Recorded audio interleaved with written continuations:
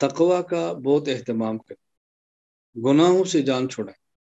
میں اپنے گناہ جانتا ہوں، آپ اپنے گناہ جانتے ہیں، میرے گناہ میرے اللہ کے علاوہ شاید کوئی نہ جانتا ہو، آپ کے گناہ بھی اللہ کے علاوہ شاید کوئی نہ جانتا ہو۔ بعض گناہ ایسے ہیں کہ آدمی جہرن کرتا ہے، لوگ دیکھتے ہیں، بعض گناہ ایسے کہ خلوت میں کرتا ہے، اللہ کے علاوہ کوئی نہیں جانتا۔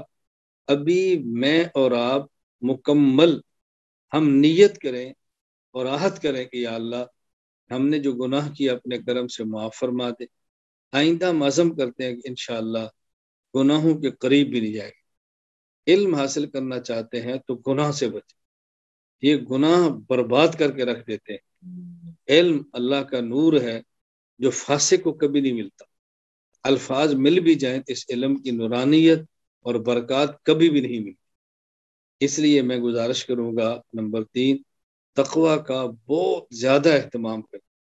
طلبا تقوی کا بہت زیادہ اہتمام کریں، اور اس کا حل یہی ہے کہ باہر مت نکلیں، مرکز کے اندر رہیں، سڑک کی طرف مت جائیں، ایسے ماحول میں نہ جائیں جس ماحول کے اندر گناہ ہوتے ہیں، تو پھر گناہوں سے بچنا آسان ہوگا۔ اگر نہ ماحول گناہوں کا اختیار کریں گے تو گناہوں سے بچنا مشکل ہوگا۔